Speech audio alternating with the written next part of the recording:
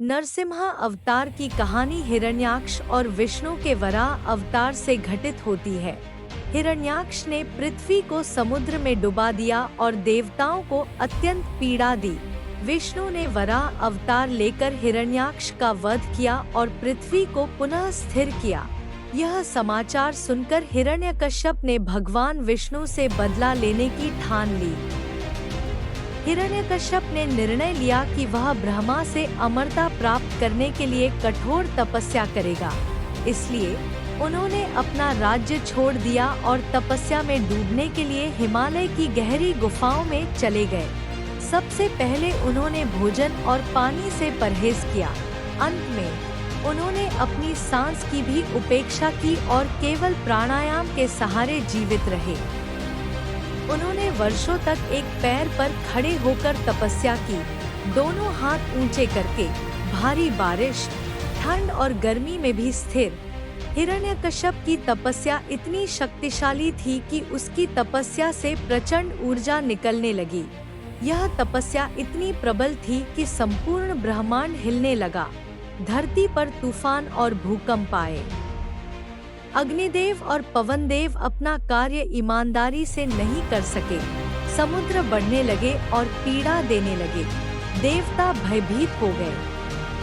वे ब्रह्मा जी के सामने गए और प्रार्थना की, हे ब्रह्मा, हिरण्यकश्यप की तपस्या का प्रभाव पूरे विश्व में अशांति फैला रहा है। कृपया इसे तुरंत रोकें।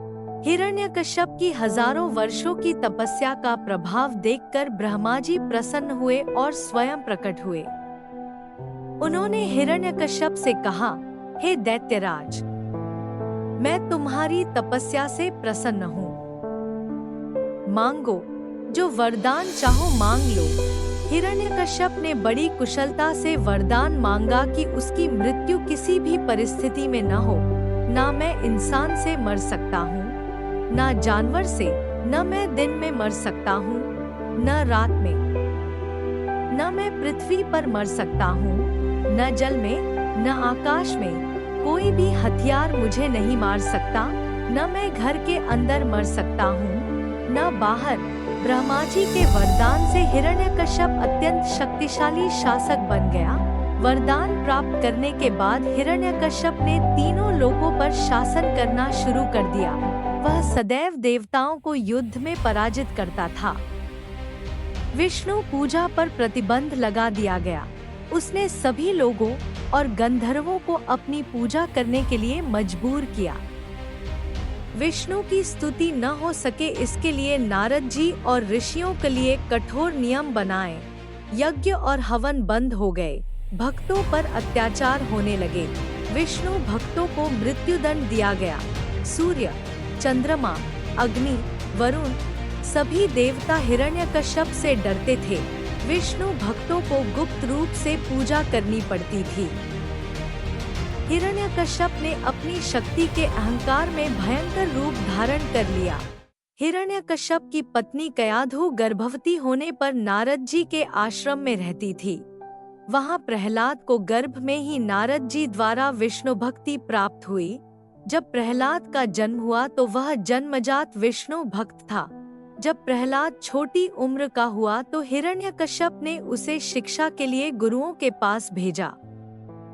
राजा बनने के लिए उसने दैत्य गुरुओं से शिक्षा लेनी शुरू की। लेकिन जब हिरण्यकश्यप ने पुत्र से पूछा, बेटा, तुमने क्या सीखा? प्रहलाद ने उत्तर दिया, केवल भगवान विष्णु ही इस संसार में सर्वोच्च है।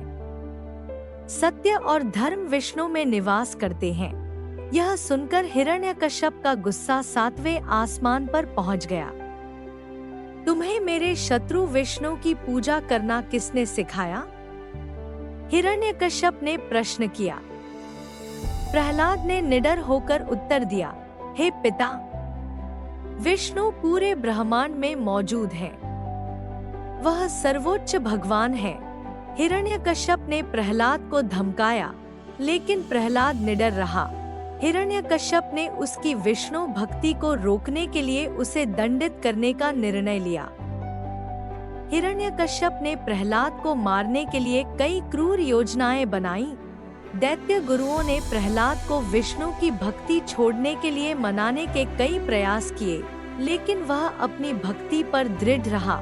राक्षस उसे एक ऊंचे पहाड़ की चोटी से नीचे फेंकने के लिए ले गए, लेकिन प्रहलाद ने ईमानदारी से भगवान विष्णु को याद किया और एक दिव्य शक्ति ने उसे हवा में पकड़ लिया और वह सुरक्षित रहा। हिरण्यकश्यप ने प्रहलाद को जहर देने का आदेश दिया, लेकिन प्रहलाद ने भक्तिपूर्वक विष्णु को याद किया और जहर अमृत में बदल गया।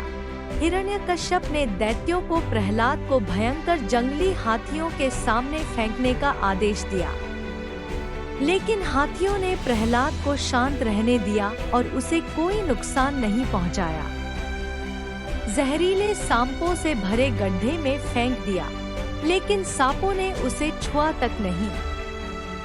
हिरण्यकश्यप ने अपनी बहन होलिका, जिसे अग्नि प्रतिरोध का वरदान प्राप्त था, से प्रहलाद को गोद में लेकर अग्नि में बैठने के लिए कहा। होलिका प्रहलाद को लेकर अग्नि में बैठ गई, लेकिन प्रहलाद भगवान विष्णु को याद करता रहा। देवताओं की कृपा से होलिका तो जल गई, परंतु प्रहलाद सुरक्षित रहा। एक दिन हिरण्यकश्यप ने फिर अपने पुत्र प्रहलाद से पूछा, तुम्हारा भगवान कहाँ है? यदि तुम कहते हो कि विष्णु हर जगह है, तो क्या वह इस स्तंभ में भी है? प्रहलाद ने उत्तर दिया, हाँ पिताजी, भगवान हर जगह है। क्रोधित हिरण्यकश्यप ने खंभे पर गदा से प्रहार किया। भगवान नरसिम्हा एक जबरदस्त गर्जना के साथ खंभे से प्रकट हुए।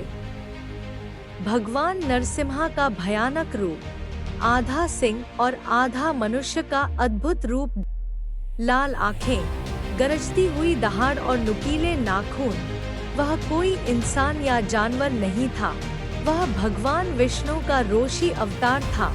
हिरण्यकश्यप और भगवान नरसिम्हा के बीच भयानक युद्ध हुआ। हिरण्यकश्यप ने कई चालें चली, लेकिन भगवान नरसिम्हा ने सब विफल कर दिया। अंत में भगवान नरसिम्हा ने हिरण्यकश्यप को दहलीज पर न अंदर और न ही बाहर पकड़ लिया। न दिन था न रात, बल्कि शाम थी।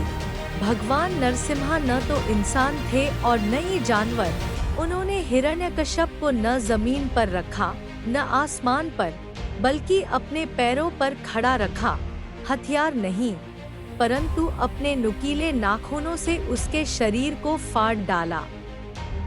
इस प्रकार हिरण्यकश्यप का अराजक शासन समाप्त हो गया।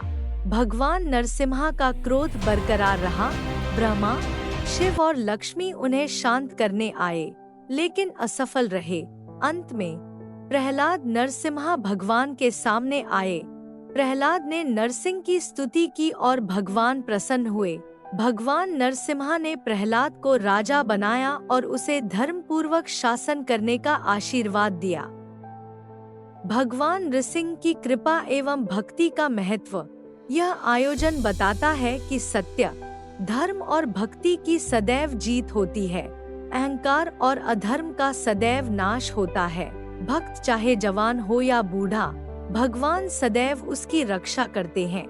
ओम नमो नरसिम्हाय मंत्र का जाप करने से शत्रुओं से सुरक्षा और शाश्वत शांति मिलती है।